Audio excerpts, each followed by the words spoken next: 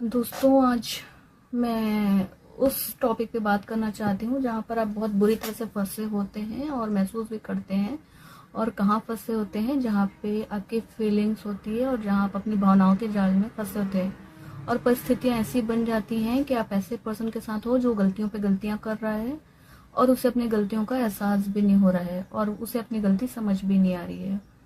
तो वो आपके साथ झूठे वादे करता है और अपने अंदर कोई सुधार नहीं करता और बार बार आपको हर्ट करता है। तो अब आप माफ़ करते करते आप भी थक चुके हैं और समझते समझते थक चुके होंगे। और ऐसे बहुत सारे लोग हैं जो ये बोलते हैं कि या फिर ये समझ लेते हैं कि जीवन के कुछ अनुभवों ने उस इंसान को ऐसा बनाया हो या फिर उसके बचपन में कुछ ऐसे हो या अभी उसके हालात या परिस्थितियाँ ऐसी चल रही हों। तो आप उसके प्रति एम्पैथी रखते भी हैं और कोशिश करते भी हैं कि समझें, हर्ट ना करें और किसी तरीके से हर्ट ना करें, माफ़ करें और उसे फिर से एक चांस दे दें। और ये सारी कोशिशें ना हर कोई करता है, लेकिन वो फिर भी वो सुधरने का नाम नहीं ले रहा होता है और बार बार वही गलतियां रिपीट कर रहा होता है और खुद की गलती होती है और हमें दोषी ठहराता है। और आपको ऐसा लगता है कि अब इसके साथ में रहना बहुत मुश्किल हो गया। तो देखिए, ऐसा कोई भी हो सकते हैं इस किस्म के लोग। आपके स्पाउस भी हो सकते हैं, आपके फैमिली मेम्बर हो सकते हैं, रिलेटिव्स हो सकते हैं, इन लॉज हो सकते हैं, बच्चे हो सकते हैं, दोस्त हो सकते हैं, वर्क प्लेस पे कोई हो सकता है, आपके पड़ोसी भी हो सकते हैं। तो कोई भी हो सकता है। और ऐसा इंसान जो बार बार गलतियां कर रहा हो और समझने और सुधरने के लिए वो तैयार नहीं है, तो ऐसे लोगों के साथ रहना काफ़ी चैलेंजिंग हो जाता है। ये रियलिटी है। तो अब कोई भी ऐसा इंसान जो जिसके साथ हम बहुत ज़्यादा क्लोज रिलेशन में है, जो हमारे घर में नहीं रहता, हमारे आसपास होता है या हमसे थोड़ा दूर होता है, तो एक समय के बाद हम उसको बाय कह ही देते हैं, चाहे वो आराम से कह दें या फिर उसको चार बातें सुनाकर कह दें, लेकिन उसे अपनी ज़िंदगी से निकाल देते हैं। और ऐसा हम इसलिए कर पाते हैं क्योंकि उनके साथ इतना ज़्यादा डीप इमोशनल कनेक्शन हमारे साथ नहीं होता है और थोड़े दिनों के लिए हमें कुछ बुरा लगता है उस चीज़ के बारे में, हम बात भी करते हैं, मन भी थोड़ा भारी होता है, लेकिन फिर धीरे धीरे हमें भी उसकी आदत हो जाती है। तो लेकिन यही पर्सन अगर आपके घर का हो, जैसे कि हस्बैंड वाइफ रिलेशन हो या फिर किसी के पेरेंट्स हो या फिर किसी के बच्चे ऐसे हों और जॉइंट फैमिली में रह रहे हो, भाई हो, भाई देवरानी जेठानी में ऐसा कुछ हो गया, तो फिर वहाँ पे चीज़ें मुश्किल हो जाती हैं क्योंकि फिर उनके साथ रहा भी नहीं जा सकता और उनसे अलग होना भी बहुत मुश्किल हो जाता है। और सबसे बड़ी मुश्किल तब होती है जब ये बात हस्बैंड और वाइफ के रिलेशन में होती है। माँ बाप भाई के साथ अगर प्रॉब्लम है तो भी आप एक बार डिसीजन ले सकते हो अलग रहने का और खुद को समझा लेते हैं कि चलो भाई अब बन नहीं रही है तो हम भाई भाई अलग हो जाते हैं, माँ बाप से अलग हो जाते हैं। तो लेकिन सबसे ज़्यादा मुश्किल तब होती है जब ये आप बच्चों के साथ हों या फिर हस्बैंड वाइफ के बीच में चीज़ें हों, तो फिर सिचुएशन थोड़ा सा मुश्किल हो जाता है। तो अगर कोई इंसान है जिसे अपनी गलती का एहसास हो ही नहीं रहा है तो हमें क्या करना चाहिए? तो ऐसा है क्या कि हमें कुछ ऐसा कठोर कदम उठाएं जिससे कि हम खुद को बचा सकें? तो मैं आपको एक दो एग्जांपल देने की कोशिश करती हूँ और शायद फिर चीज़ें आपको समझ आएं। तो एक एग्जांपल लीजिए कि मान लो एक औरत आई मेरे पास और उसने मुझे कहा कि वो बहुत डिप्रेशन में है। तो मैंने उससे पूछा कि आपको समझ आ रहा है कि आपका डिप्रेशन का कारण क्या, आप क्यों डिप्रेशन में हो? तो उसने कहा कि जब से मेरी शादी हुई है और मैंने जब उससे उनका फर्स्ट अफेयर पकड़ा था, जब हमारी शादी को साल भर हुए थे और उस वक्त मैं प्रेग्नेंट थी, तो उस वक्त मुझे बहुत ज़्यादा धक्का लगा था कि मेरे हस्बैंड का अफेयर ऐसे कैसे हो सकता है। उस समय मैं प्रेग्नेंट थी और उस समय मेरी मेंटल कंडीशन बहुत ज़्यादा बिगड़ गई थी और मुझे यकीन ही नहीं हो रहा था कि मेरे हस्बैंड का इस टाइप का कुछ हो सकता है, क्योंकि उस वक्त मेरा बच्चा भी आने वाला था। तो कुछ दिनों तक तो मैं इन चीज़ों को विश्वास ही नहीं कर रही थी और जब सारे सबूत मेरे हाथ में आ गए और मैंने अपने हस्बैंड से पूछा तो उन्होंने कहा कि हाँ, उनका रिलेशन था लेकिन आगे से ऐसा नहीं होगा। तो कुछ समय लगा, कुछ समय मैं निराश रही, परेशान रही और फिर लेकिन धीरे धीरे उसको माफ़ कर दिया और बच्चा भी था, तो फिर आराम से चीज़ें फिर थोड़े दिनों में ठीक हो गई और चलने लगी। और धीरे धीरे मेरा बच्चा भी बड़ा होने लगा, और जब मेरा बच्चा थोड़ा बड़ा हो गया, स्कूल जाने लगा, तब उसने मेरे हस्बैंड के फ़ोन से कुछ खेल रहा था। तो मैंने देखा उस चैट में, तो वो एक कुछ ऐसा चैट था जो कि नॉर्मल चैट नहीं था। तो फिर उसके बाद फिर से मेरा उन पे शक होना चालू हुआ और मैंने फिर से पता लगाया, तो फिर से वो चीट करते हुए मुझे पकड़े गए। और जो मेरी पुरानी तकलीफ थी वो फिर ट्रिगर हो गई, और मैं बहुत बुरी तरह से अंदर से टूट गई कि ये आदमी मुझे बार बार धोखा दे रहा है, और अब बच्चा भी स्कूल जाने लगा है, तो उसके बाद भी इंसान अपनी हरकतों से बाज नहीं आ रहा है। तो फिर मैं सेल्फ डाउट में चली गई कि मुझसे क्या गलती हो रही है, मुझसे ऐसी क्या कमी हो रही है, या ऐसी कौन सी ज़रूरतें हैं इसकी जो मैं पूरा नहीं कर पा रही हूँ। इसका ध्यान रख रही हूँ, खाना बना रही हूँ, घर परिवार संभाल रही हूँ, सब चीज़ तो मैं कर रही हूँ, और कभी भी मेरा करके नई चीज़ें कर रही हूँ, हमारे हमारे की नज़र से देख के मैं सारी चीज़ें कर रही हूँ, और उनकी सारी चीज़ें मैं कर रही हूँ, उनका काम कर रही हूँ, उनकी तबीयत ख़राब हो रही तो भी मैं उसका केयर कर रही हूँ, और हर चीज़ तो मैं कर रही हूँ, लेकिन ये इंसान फिर भी बार बार मुझे क्यों धोखा दे रहा है। फिर उसने मेरे सामने थोड़ा दिन रोया धोया, अपनी गलती एक्सेप्ट की, कहा मुझसे गलती हो गई, और मुझे विश्वास दिला दिया कि मुझसे गलती हो गई, और उसको रोता हुआ देख के भी मेरा मन पिघल गया। और समाज में ऐसा होता है कि हम सुने रहते हैं कि आदमी आदमी से गलती हो जाती है, और फिर उसे माफ़ कर दिया, मौका दे दिया। कुछ दिन तक चीज़ें सही रही, टाइम पे घर आया, सब चीज़ ठीक रहा, लेकिन फिर पता चला कि 6 महीने बाद फिर उसका अफेयर किसी और के साथ हो गया। तो और ये चीज़ें तीसरी बार थी, तो फिर और ये चीज़ें बर्दाश्त से बाहर होने लगी, और वो बार बार गलती कर रहा था और उसे बार बार माफ़ कर रही थी मैं। और इस बार मैंने तो कह दिया कि अगर उसने मुझे ये भी कह दिया कि अगर तुम्हारे अंदर कोई बात होती तो मुझे दूसरी औरत के पास जाने की ज़रूरत नहीं होती। तो ये बात इतनी ज़्यादा तकलीफ़ देने वाली थी कि वो आत्मसम्मान पे चोट करने वाली बात थी।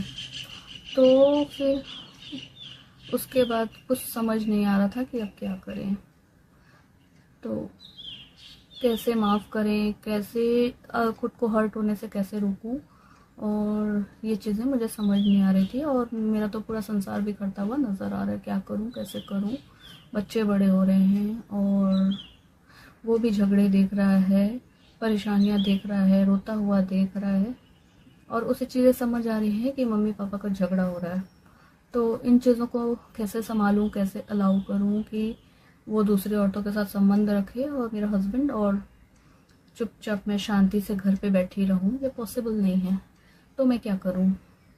तो बात तो बिल्कुल सही है, और अगर तीसरी बार भी वो आदमी अफेयर कर रहा है, और कभी रो धोकर, कभी माफ़ी मांग कर, और कभी अपनी गलती होकर, और कभी सुधरने का नाम ना लेके, और उसे रियलाइज़ ही नहीं हो रहा है कि उसने कितनी बड़ी गलती की हुई है। तो यहाँ पर ऐसा लग रहा था कि वो औरत फंसी हुई है, टूटी हुई है, और उसे समझ नहीं आ रहा था, और वो यही सोचती है इस कंडीशन में औरत कि मैं क्या करूं। अगर मैं अपने घर में, मायके में किसी को कहती हूँ तो भाई लोग के बीच में झगड़ा झंझट होगा, और चीज़ें मेरी वैसी रहेंगी, मेरा परिवार टूट जाएगा। तो फिर एक टाइम के बाद ऐसा होता है कि उस इंसान के साथ ना फिजिकल होने का मन करता है, ना उसका शक्ल देखने की इच्छा होती है, ना बात करने की इच्छा होती है, और ना ही उसका कोई काम करने की इच्छा होती है। तो बताइए कि ऐसे कंडीशन में उस इंसान को कैसे माफ़ करूँ, कैसे नहीं, क्या ये गलतियाँ माफ़ करने वाली हैं। तो ये एक उदाहरण है। दूसरा एक कंडीशन ये है कि एक अरेंज मैरिज हुई है जिसमें सब कुछ ठीक चल रहा था, और जिसमें हस्बैंड वाइफ अलग रहते थे, एक सर्विस पे रहते थे, अपने इन लॉज के साथ में नहीं रहती थी। तो कुछ समय के बाद में इस आदमी की माँ की तबीयत खराब हो गई, और वो अपने बेटे के घर पे रहने के लिए आ गई। तो अब कोई भी माँ है, अगर तबीयत खराब है तो अपने बेटे के पास आएगी ही, रहेगी ही। तो वो बेटे और बहू दोनों का फर्ज बनता है कि उनकी सेवा करे और उनको जल्दी से ठीक करे। तो अब ऐसा है कि अब उसकी पत्नी को अकेले अपनी मर्जी से रहने की आदत हो गई थी, तो अब अपने सास के साथ उसको रहना इरिटेट करने लगा, और बात बात पे वो फ्रस्ट्रेट होने लगी। तो जो एक आदमी सुबह से काम शाम तक काम करके आया है और घर आता है, और आप घर आते ही आप उनको दूसरी छोटी चीज़ों का टेंशन दे रहे हो, तो क्या ये सही है? तो ऐसे कंडीशन में क्या करेगा वो आदमी? वो बाहर का काम करे, टेंशन ले, या फिर घर के छोटे छोटे मुद्दों को सुलझाए। तो उसकी वाइफ की एक आदत हो गई थी कि हर चीज़ को बढ़ा चढ़ा के बताने लगी, और धीरे धीरे मैटर जो था वो बढ़ता गया और हस्बैंड वाइफ के बीच में रिलेशन ख़राब होता गया। और फिर वो औरत कहने लगी कि जब से मेरी सास आई है मेरे घर में सुख शांति खराब हो गई है, इसे यहाँ से हटाओ। तो कोई भी बेटा कि अपनी बीमार माँ को बाहर निकाल सकता है? तो वो आदमी अपनी पत्नी से इतना तो एक्सपेक्ट करता है कि माँ बाप का ध्यान रखे, और जिसमें आपकी सास का ध्यान रखना, और ऐसा कितना क्या कलेश बढ़ जाएगा। लेकिन ये औरत इतना कलेश बढ़ाने लगी कि एक दिन चीज़ें बहुत बढ़ गई, और उसने झगड़े में बहुत भारी मन होकर अपनी माँ को कहा कि तुम छोटे भाई के पास चले जाओ। अब माँ भी समझ गई। तो भाई मैं जब से यहाँ पे आई हुई हूँ तब से लोगों के बीच चीज़ें ठीक नहीं चल रही हैं। तो माँ भी सीधी थी, तो उठी और चली गई। तो अब जब भी इस औरत के मायके वाले आते थे तो उसके अवभगत होती थी, और मम्मी रुक जाओ, भाई रुक जाओ, भाभी रुक जाओ, इस टाइप की चीज़ें चलती थी, और खूब खातिरदारी खर्चा सब। और वो अपने हस्बैंड से एक्सपेक्ट करती थी कि सारी चीज़ें वो करें, उसके मायके वालों के लिए करें, उनको ध्यान दे, उनको टाइम दे, और एक अच्छे दामाद की तरह रहें। दामाद नहीं, दामाद से ज़्यादा एक बेटे की तरह रहें। तो कितना दोगलापन था व्यवहार में, है ना? तो अपने हस्बैंड की माँ के लिए अलग भावना, और अपने माँ बाप के लिए अलग। तो क्या कोई ऐसा वैवाहिक जीवन के इस कंडीशन में अच्छे से चल पाएगा? तो पति भी सब समझ रहा था, चीज़ें अनुभव कर रहा था कि जब मेरे घर से कोई आता है तो उसका व्यवहार अलग होता है, और जब इसके घर से कोई आता है तो उस व्यवहार अलग होता है। तो वो अंदर ही अंदर चीज़ों को समझ रहा था, और अंदर ही अंदर कहीं ना कहीं घुट रहा था। तो एक डिप्रेशन के स्टेज में धीरे धीरे आ रहा था, क्योंकि वो पूरे टाइम वो अपने घर वालों की बुराइयां ही सुनता था अपनी पत्नी के मुंह से, है ना? तो मतलब ये चीज़ें यही था कि उसको समझ आ गया था कि अब मेरे घर से कोई भी आएगा तो ये कलेश करेंगे ही। तो और अगर कोई मेरे घर में आया तो चिढ़ना चिढ़ना, बच्चों के साथ तमाशा करना, ये सारी चीज़ें करता था। अब वो आदमी चीज़ें धीरे धीरे अपने मन में दबाता गया, लेकिन कोई कितने दिन तक दबा सकता है? तो बार बार ताने दे रहे हैं, या फिर चीज़ों को कितना बर्दाश्त करेगा? मतलब चुभने वाली बात करना, हर्ट करना। तो क्या कर सकते हैं ऐसी कंडीशन में? तो कोई बार बार आपको ताने दे, और बार बार आपको घर वालों को अपशब्द कहे, कंपेयर करे, तो है ना? तो एक दिन ऐसा हुआ कि चीज़ें हाथ से निकल गई और झगड़ा बहुत बढ़ गया, और नौबत मार पिटाई तक आ गई। तो और ये नौबत इसलिए आई क्योंकि बहुत लंबे समय तक वो आदमी बर्दाश्त कर रहा था। देखिए, मैं पर्सनली मार पिटाई का समर्थन नहीं करती, और किसी पे हाथ उठाने को मैं जस्टिफाई भी नहीं करती, लेकिन कई बार सिचुएशन ऐसी होती है कि आदमी के पास कोई ऑप्शन नहीं होता, और एग्रेसिव होके वो इस किस्म की चीज़ें कर बैठता है। तो फिर उसने फिर अपने घर वालों को बुला लिया, अपने माँ बाप, भाई बहन सबको बुला लिया, और बताया कि इसने बहुत मारा पीटा, जो भी जैसा भी बढ़ा चढ़ा के जितना बताना था बता दिया, सारा चीज़ कर लिया। तो फिर उसके बाद उसके पेरेंट्स आए, तो उन्होंने सारी चीज़ें बताई, अपने पेरेंट्स को सारी चीज़ें बताई, इसने भी बताया अपने ससुराल वालों को। तो उसकी माँ ने समझाया कि देखो दामाद जी जो कह रहे हैं वो सही कह रहे हैं, तुम्हें इनको इसके भी माँ बाप का ध्यान रखना पड़ेगा। और तो फिर उस औरत ने गलती मान ली अपनी। अब क्या करती, उसने कहा कि भाई पुरानी कुछ चीज़ें थी जो जब शादी होके मैं आई थी तो उस समय चीज़ें अच्छी नहीं हुई थी, तो उसकी वजह से मेरे मन में इनके लिए अभी भी द्वेष था, तो वही चीज़ें अभी निकल के आ रही हैं। तो फिर ठीक है, कुछ दिनों तक फिर बात समझाई बुझाई गई, सब चीज़ें वो ठीक हुई, और उनके तरफ से फिर कोई आता था हस्बैंड की तरफ से, तो ये थोड़ा दिखावे में ही सही, बट ठीक है, थोड़ा बहुत व्यवहार कर लेती थी। और लेकिन इस औरत ने अब अपनी चाल बदल दी। अब वो डायरेक्ट झगड़ा नहीं करती, अपने हस्बैंड के सामने कुछ और, पीठ पीछे कुछ और। तो खाना ढंग से नहीं बनाया, जैसे खाने में कोई स्वाद ही नहीं आ रहा तो कोई खाने की इच्छा ही ना करे, है ना।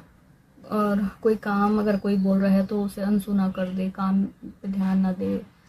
तो इस तरीके से दूसरे तरीके से अपने एक्ट करना स्टार्ट कर दिया। मतलब उसका जो तरीका था वो बदल गया था, लेकिन इंटेंशंस वही थे, है ना।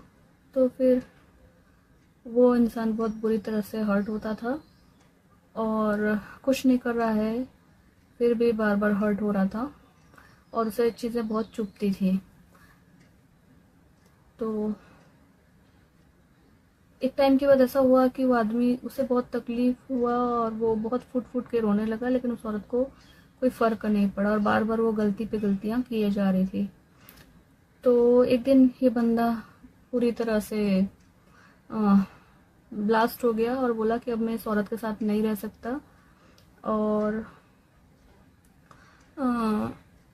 और कंडीशन ऐसी होती है ना, जबकि आपके साथ में बच्चे होते हैं, परिवार होता है, समाज होता है, तो चीज़ों को बहुत आसानी से छोड़ना मुश्किल हो जाता है। ऐसे बहुत से केस होते हैं कि आपके रिलेटिव्स कई होते हैं, ननंद होते हैं, ससुर होते हैं, सास होते हैं, वाइफ होती है, हस्बैंड होते हैं, नार्सिसिस्टिक होते हैं, टॉक्सिक होते हैं, लेकिन उसके बाद भी उनको छोड़ना मुश्किल होता है।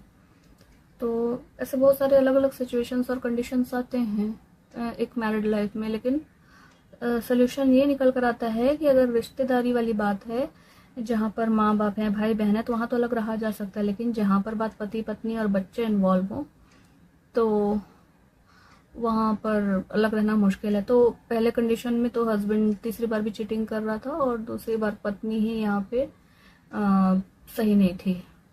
तो इस कंडीशन में कोई आपको बार बार हर्ट करे, चीट करे और पैसों के लिए या फिर किसी भी चीज़ों के लिए आपको बार बार ताने दे, तो आपको क्या करना चाहिए?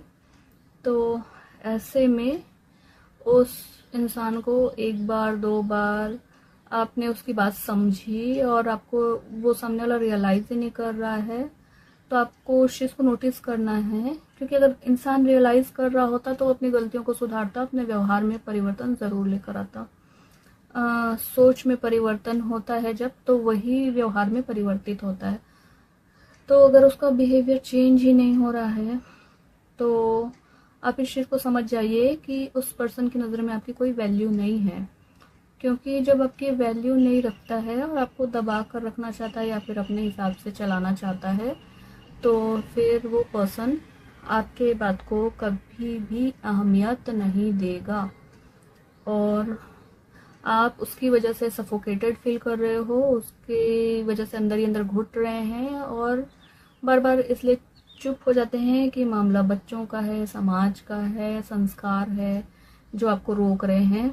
तो यहाँ पर आपको संभलना है कि कोई भी इंसान अगर बिल्कुल भी नहीं सुधरना चाहता, अपने व्यवहार को बिल्कुल भी नहीं बदलना चाहता, ढीठ है कोई इंसान, तो एक स्ट्रॉन्ग डिसीजन लेने की ज़रूरत है। तो कितना भी ट्राई कर लो, उसकी फितरत नहीं बदलने वाली है और किसी की फितरत इतनी आसानी से चेंज नहीं होती और किसी के कहने से तो बिल्कुल भी चेंज नहीं होती।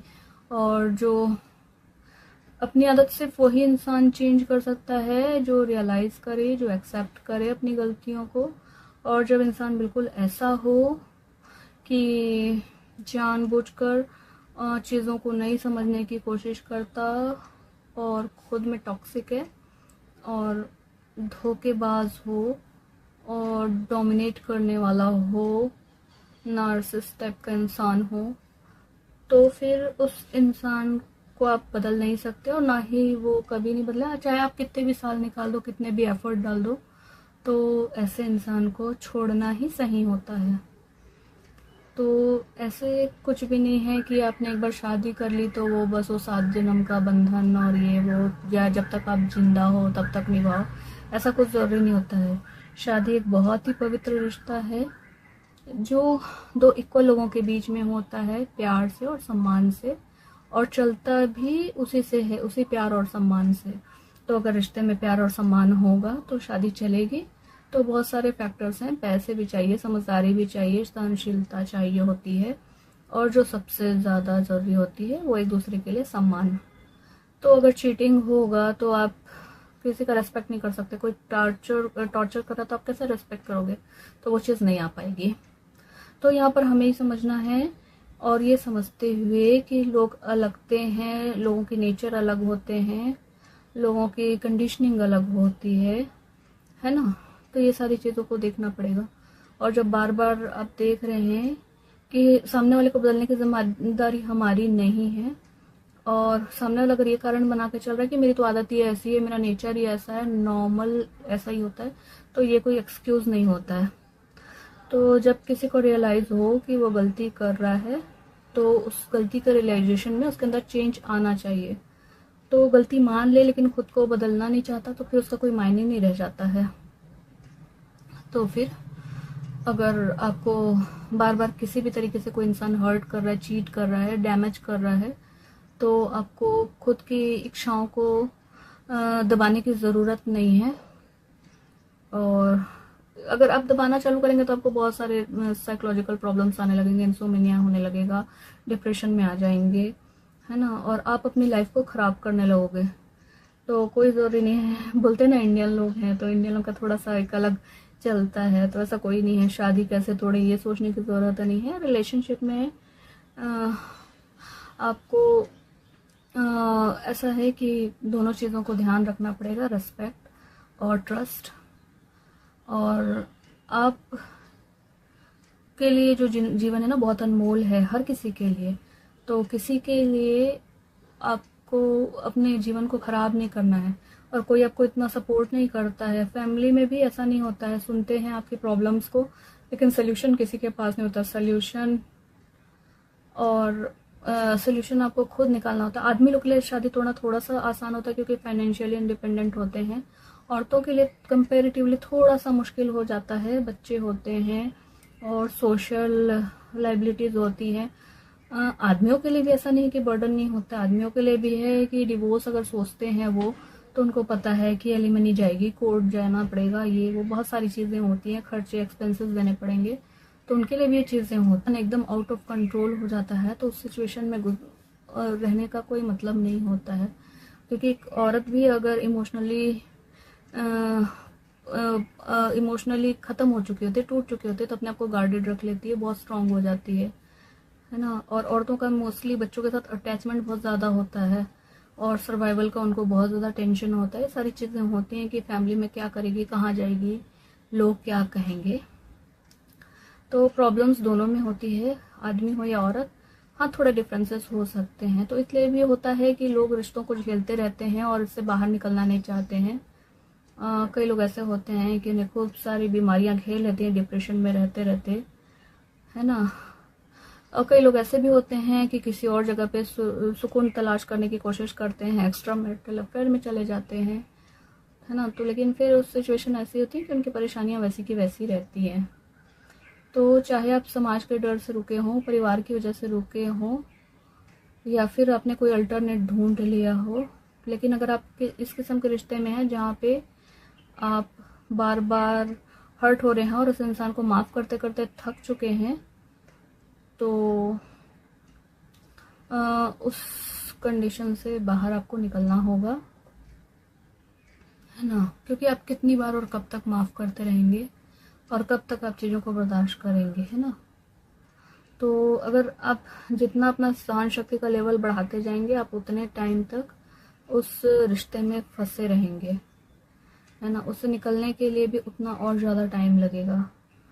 तो फिर आप ऐसा कीजिए कि इस किस्म के इंसान के साथ आप स्ट्रिक्ट बाउंड्री क्रिएट कीजिए कि क्या कहते हैं, अगर आप फिर से अगर इस चीज़ को करेंगे तो बहुत स्ट्रिक्ट एक्शन होगा आपके अगेंस्ट में। जो भी सोसाइटी क्या कहेगी या लोग क्या कहेंगे या मेरी सिचुएशन क्या होगी, तो उस चीज़ को आप ध्यान फिर मत दीजिएगा, है ना। तो स्ट्रिक्ट बाउंड्रीज बनाइए, और आपको खुद को अपनी बाउंड्रीज जो आपने बनाई है उसको रेस्पेक्ट खुद को करना है ना। ये नहीं कि आसानी से फिर माफ़ कर दिया और फिर आगे बढ़ गए, नहीं। क्योंकि फिर उसके बाद फिर से वही चीज़ें चलेंगी। अगर आप बार बार माफ़ करते हैं तो फिर बहुत ज़्यादा कुछ अंतर नहीं रह जाता है सिचुएशन। रिश्ते में एक इंसान ऐसा होता है जो बहुत लंबे टाइम तक रिश्ते को बचाने की कोशिश करता है और बहुत लंबे समय तक माफ़ करने का मौका देता है, लेकिन अगर वो इंसान आपको बार बार आपको चीट कर रहा है, आपने जितनी बार माफ़ किया, आपने स्ट्रिक्ट बाउंड्रीज नहीं बनाई, आपने अल्टीमेटम नहीं दिया, आपने उसको समझाया नहीं कि अगर आपने अगली बार बदतमीजी की तो उसके कॉन्सिक्वेंसेस क्या हो सकते हैं, तो सामने वाले के अंदर भी डर होना बहुत ज़रूरी होता है। और अगर उसके बाद भी वो इंसान टॉक्सिक है और ख़ुद को नहीं समझ रहा है और बार बार वही गलतियां कर रहा है, गलतियों को दोहराता जा रहा है, तो फिर आप उससे अलग होने का फ़ैसला लें। और उस कंडीशन में आप ना समाज की परवाह करें, ना भविष्य की परवाह करें बच्चों की, ना ही आप पैसों की परवाह करें और ना ही आपको किसी की फीलिंग्स की परवाह करनी है। क्योंकि अगर आपको ही कुछ हो गया और आप इस नरक में जी रहे हो तो ना समाज आपके पास आ रहा है, ना परिवार आपके पास आ रहा है, और परिवार कहाँ आपका प्रॉब्लम सॉल्व कर पाता है। वो भी यही कहता है कि हमने तो आपकी शादी कर दी और अब तुम जानो, तुम्हारा काम जाने, जनता रिश्ता की चीज़ रहती है, तो जिस पर बीत रही होती है उसे ही सहना होता है। तो समाज उमाज कुछ बहुत ज़्यादा फ़र्क नहीं पड़ता। और बच्चों की बात करें तो अगर इस किस्म के गंदे और टॉक्सिक माहौल में हैं तो उनके अंदर भी काफ़ी सारे नेगेटिव कंडीशनिंग और ट्रॉमा आ जाएंगे और बच्चों के अंदर भी स्ट्रेस और फियर्स डेवलप होने लगेंगे। तो ये सिचुएशन तो और ज़्यादा क्रिटिकल हो जाएगा, है ना। तो एक टाइम के बाद तो बच्चे संभल ही जाते हैं, है ना। फाइनेंशियल कंसर्न जो होता है सबसे बड़ा होता है, क्योंकि ज़िंदगी तो फाइनेंस और पैसों के सहारे ही चलती है। तो उस केस में अगर आप डिवोर्स लेते हैं तो आपको मेंटेनेंस मिल जाता है और आप खुद कैपेबल हैं। और अगर आप इस चीज़ को एक्सेप्ट कर लेते हैं कि वो इंसान आपको बार बार परेशान कर रहा है, तो आपको खुद को फाइनेंशियली स्ट्रॉन्ग करने की कोशिश करनी है और ख़ुद को फाइनेंशियली स्टेबलाइज करके खुद को फाइनेंशियली स्ट्रॉन्ग करने की कोशिश करनी है। और आप उस इंसान को अपने लाइफ से निकाल ही दीजिए, क्योंकि ऐसे इंसान के साथ आप जितना ज़्यादा इन चीज़ों के साथ लगे रहेंगे, जितना ज़्यादा लगे रहेंगे ना, तो उतना ज़्यादा आपके लाइफ में आपको शुरुआत करने में उतनी देर होगी। और माफ़ी गलतियों की होती है और जो बार बार रिपीट कर रहा है ना, तो उसका कोई फ़ायदा नहीं है। और हर आदमी और हर औरत को इतना मजबूत बनना होगा और इस बात को समझना होगा कि आप यहाँ पे डिवोर्स को कोई सपोर्ट नहीं करे और भगवान ना करे कि किसी का डिवोर्स हो। लेकिन अगर किसी की ज़िंदगी नर्क बन गई है और दोनों में से कोई भी एक हर समय यातनाओं में रह रहा है, तो डिवोर्स बहुत अच्छा है ना। ज़िंदगी पर आप खो देते हैं तो बेटर है कि तो इस किस्म के इंसान से दूर हो जाएं। और ज़िंदगी तो बहुत अनमोल है और आप आगे बढ़ें। और अपनी ज़िंदगी को संभाल कर रखना आपकी खुद की जिम्मेदारी है। और आपने बहुत ज़्यादा समय दिया होता है और इस बार आपको सेल्फ डाउट में नहीं जाना है। इस बार अपनी कमी, अपनी गलतियां नहीं निकालनी, क्योंकि आप तो माफ़ करते जा रहे थे।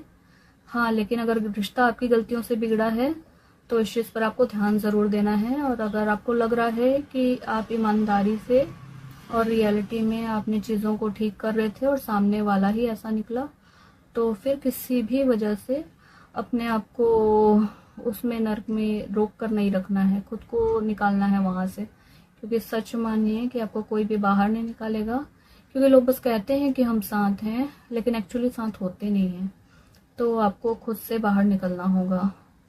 और ऐसा नहीं है कि एकदम से कोई होता नहीं, लेकिन बहुत कम ऐसे लोग होते हैं जेन्युइनली जो आपका साथ देते हैं।